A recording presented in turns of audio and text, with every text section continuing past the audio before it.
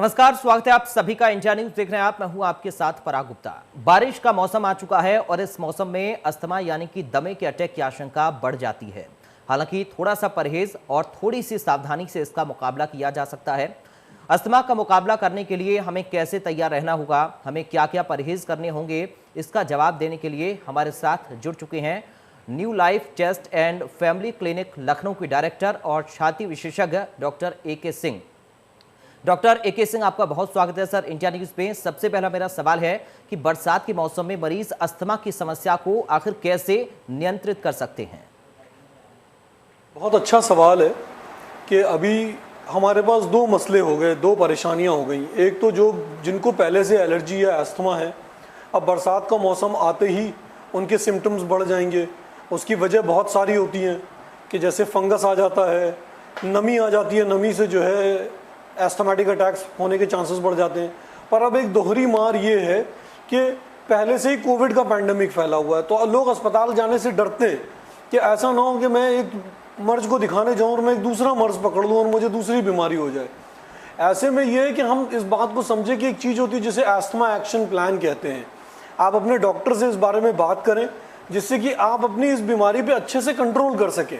आप थोड़ा कंट्रोल ले पाएँ कि अगर ऐसी सिचुएशन है कब तक आप अपने आप से इसको हैंडल कर सकते हैं, उसी को एस्थमा एक्शन प्लान कहते हैं। और ये जानना बहुत ज़रूरी है। और अगर दिक्कत ज़्यादा है तो अस्पताल जाने से परहेज ना करें, क्योंकि एस्थमा का अगर सीवियर अटैक आता है तो वो जानलेवा भी हो सकता है और उस अटैक को बचा देना बहुत आसान है, बहुत सहज है। बिल्कुल। और क्योंकि देखिए डॉक्टर साहब, बरसात के मौसम में अस्थमा की समस्या ज्यादा क्यों बढ़ जाती है, ये भी सवाल है। मैं चाहूंगा इसका भी आप जवाब दें। मैंने आपको बताया कि जैसे ही बरसात होती है हवा में नमी बढ़ जाती है, जगह जगह पे फफूंद या फंगस ग्रो करने लगती है और उसके स्पोर्स बहुत एलर्जिक होते हैं। कई सारे फूल जो है खिलते हैं बरसात के मौसम में, जिनके जो पराग या पॉलन ग्रेन होता है वो एलर्जी कॉज करता है। ये सारी चीज़ें मिलजुल कर जो है दिक्कतें देती हैं। घरों में सीलन आनी शुरू हो जाती है, अगर कहीं रिसाव होता है तो वहाँ पे सीलन आनी शुरू हो जाती है और उस पर फंगस लगने लगती है, डैम्पनेस बढ़ जाती है, उसकी वजह से दिक्कत होती है। तो ये खाद या मिट्टी सड़ने लगती है, उसकी वजह से दिक्कत होती है। ये सारी चीज़ें जो है जी, इनमें से कोई एक चीज़ या सब मिलकर अस्थमा का अटैक ला सकते हैं। ठीक है। और बरसात के मौसम में इस दौरान इनहेलर अस्थमा बढ़ाने वाले कारणों को आखिर कैसे नियंत्रित कर सकता है सर? इनहेलर, जो भी हम इनहेलर इस्तेमाल करते हैं उस इनहेलर में दो किस्म की दवाइयाँ होती हैं, एक प्रिवेंटर और एक रिलीवर। रिलीवर जो दवाई होती है वो आपकी श्वास नली में जो सकुचन आती है, जो श्वास नली कॉन्ट्रैक्ट कर जाती है और रास्ता कम पड़ जाता है और जिससे सांस लेने में तकलीफ होती है, उसको तुरंत खोल देता है, उसको रिलीवर मेडिसिन कहते हैं। और दूसरी दवा जो उसके अंदर होती है जो प्रिवेंटर मेडिसिन होती है, कि मतलब आपको इस अटैक को आने से ही रोक दे, जो कि इनहेल कॉर्टिकोस्टेरॉइड्स होते हैं।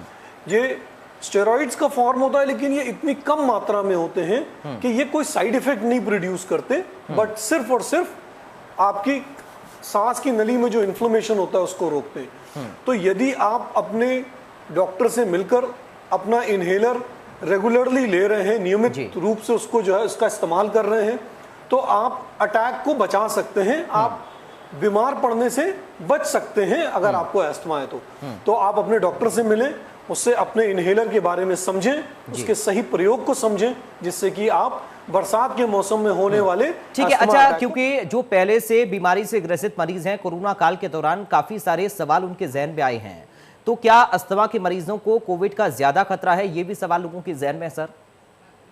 जब ये कोविड की महामारी आई तो हम सबने सोचा कि चूंकि अस्थमा के मरीज, उनको फेफड़े की भी दिक्कत होती है जी, और कोविड भी फेफड़े की दिक्कत वाली बीमारी है, तो शायद इन मरीजों को ये दिक्कत ज्यादा हो जी। लेकिन बीते दिनों में जो रिसर्च हुई उससे हमें पता चला कि जो मरीज अपना इनहेलर रेगुलर इस्तेमाल कर रहे हैं, नियमित तरीके से उसका उपयोग कर रहे हैं, उनमें कोविड-19 की कॉम्प्लिकेशंस को कम देखा गया।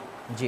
एस्थमा या कोई और बीमारी होने से इन्फेक्शन लगने के चांसेस बराबर हैं। एक आम इंसान या एस्थमा के पेशेंट्स में इन्फेक्शन लगने के जो चांस है वो बराबर हैं, लेकिन अगर आप अपना इनहेलर इस्तेमाल कर रहे हैं तो कॉम्प्लिकेशन होने के चांसेस कम पड़ जाते हैं, क्योंकि एक रिसेप्टर होता है जिसको AC2 रिसेप्टर बोलते हैं, वो इनहेल कॉर्टिकोस्टेरॉइड कम करता है। तो इसलिए अगर आप अपना इनहेलर नियमित रूप से इस्तेमाल कर रहे हैं तो आप अस्थमा से तो बचे रहेंगे ही, आप कोविड-19 के कॉम्प्लिकेशंस को भी। वीके सिंह जी, क्या विश्वव्यापी महामारी के दौरान अस्थमा को नियंत्रित करने के लिए कॉर्टिकोस्टेरॉइड वाले जो इनहेलर हैं उनका नियमित इस्तेमाल सुरक्षित होगा?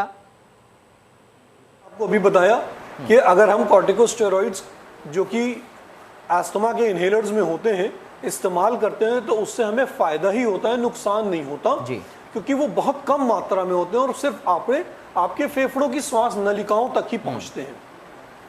अब दूसरा सवाल ये कि भाई अगर हम स्टेरॉइड्स ले रहे हैं इनहेल्ड ही सही, तो इससे कहीं हमें नुकसान तो नहीं होगा, कहीं हमारे लंग के कॉम्प्लिकेशंस ज्यादा तो नहीं देखे जाएंगे कोविड में? पर ऐसा नहीं है, इसका विपरीत है कि अगर हम इनहेलर्स ले रहे हैं तो कॉम्प्लिकेशंस होने की चांसेस कम हो जाती हैं जी। बहुत सारे सीरियस पेशेंट्स में हम लोगों ने ये इनहेलर्स या नेबुलाइजर्स इस्तेमाल किए हैं उनकी कॉम्प्लिकेशंस को कम करने के लिए, तो सोच के विपरीत ये फायदा करती हैं, नुकसान नहीं। ठीक है, क्योंकि AK सिंह जी, क्या आप हमारे दर्शकों के लिए इनहेलर के इस्तेमाल का उपयोग करके दिखा सकते हैं कि कैसे इसको सही तरीके से इस्तेमाल लोग करें? जब भी मुझसे ये सवाल पूछा जाता है तो मैं बड़ा खुश होता हूँ, क्योंकि बहुत सारे हमारे एस्थमा के पेशेंट्स और COPD के पेशेंट्स जो इनहेलर पे होते हैं वो अपने इनहेलर को अच्छे तरीके से इस्तेमाल नहीं करते हैं और डिजीज कंट्रोल में नहीं आती है। और ये तब है जब बेचारे डॉक्टर्स के पास जाते हैं और अपनी दवाई रेगुलर यूज कर रहे होते हैं। तो हमारे पास कई किस्म के इनहेलर हैं, मैं आपको दिखाता हूँ। ये एक ऑटोहेलर या सिंक्रो ब्रीद है जो आपकी सांस के साथ कोऑर्डिनेट करता है और इसमें दबाना नहीं पड़ता है। देख रहे हैं, इसमें दबाने का कुछ नहीं है। जब आप सांस खींचते हैं तो दवाई अंदर जाती है। एक दूसरा जो इनहेलर है जो हम सारे ही लोग लगभग जानते हैं, जिसको हम दबाते हैं तो दवाई रिलीज होती है और हम लेते हैं दवा। तीसरा जो है वो कैप्सूल वाला है जो कि आजकल बहुत ज्यादा प्रिस्क्राइब होता है, क्योंकि इसमें जो इनहेलर्स के साथ बहुत सारी परेशानियां होती हैं कि सांस एक साथ खींचनी है, इसको दबाना भी उसी साथ है।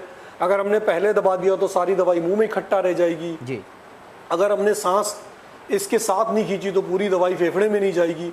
इसके साथ ये समस्या नहीं होती। इसको हम खोलते हैं और इसमें कैप्सूल डालते हैं। जो रंगीन हिस्सा होता है कैप्सूल का उसको हम ऊपर रखते हैं और जो ट्रांसपेरेंट हिस्सा होता है उसको हम लोग नीचे रखते हैं। तो ये कैप्सूल हमने इसमें डाल दिया और फिर इसमें दो निशान है, अगर आप देखिए तो वो दो निशान पूरे खुले होने का, मशीन पूरी खुली हुई है। और फिर हम इसको बंद करते हैं तो इसमें दो पिन है जो कैप्सूल में छेद कर देती है। जब कैप्सूल में छेद कर देती है तो अब दवाई जो है कैप्सूल के अंदर ही है, लेकिन एरोडायनेमिक से ये दवाई फेफड़े तक पहुंचेगी। फिर हम अपने फेफड़े को पूरी तरीके से खाली करते हैं, सांस बाहर निकालते हैं,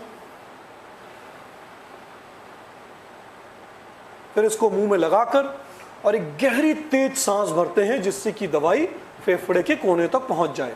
और उसके बाद हम सांस रोक कर रखते हैं और 10 तक मन में गिनती गिनते हैं। मैं एक बार करके दिखाता हूं आपको। सांस बाहर निकाली,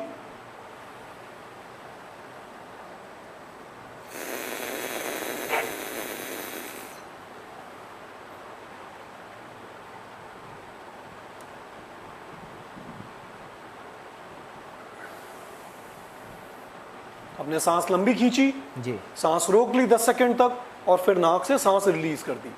और उसके बाद हमने चेक कर लिया कि ये कैप्सूल में जो दवाई थी वो खत्म हो गई नहीं हो गई। जैसा आप देख रहे हैं कि दवाई जो थी वो खत्म हो गई। इस कैप्सूल को हमने फेंक दिया और उसके बाद इसको बंद करके जो पाउच आपको मिला है उसी के अंदर रखेंगे, जिससे कि इसके अंदर जो गंदगी है वो ना लगे और वो आपके फेफड़े में नहीं जाने, तो इन्फेक्शन के चांसेस बढ़ जाएंगे। और इसको वापस रख के और पीने वाले पानी से कुल्ली गरारा करेंगे। जब इनहेलर आप इस्तेमाल करते हो तो पहले इनहेलर को शेक करेंगे, क्योंकि इसके अंदर जो दवाई होती है वो सस्पेंशन फॉर्म में होती है और सस्पेंशन फॉर्म में दवाई है। अगर आप शेक नहीं करेंगे तो दवाई नहीं जाएगी, सिर्फ प्रोपेलेंट जाएगा जो इसके अंदर पड़ा हुआ है।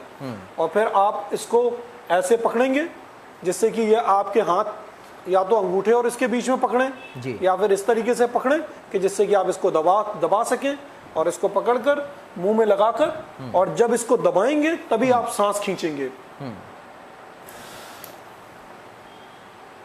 और फिर वही प्रक्रिया करनी है। 10 तक लंबी सांस खींचने के बाद 10 तक रोक के रखना है, 10 तक गिनती गिननी है, जिससे कि जो भी दवाई पहुंची वो कोने तक पहुंच जाए और सांस छोड़ देना है। इसमें जब आप ये खोलते हैं तो ये गन की तरह है कि जैसे ही इसका ट्रिगर आपने खींचा, गोली लोड हो गई, दवाई इसमें लोड हो गई जी।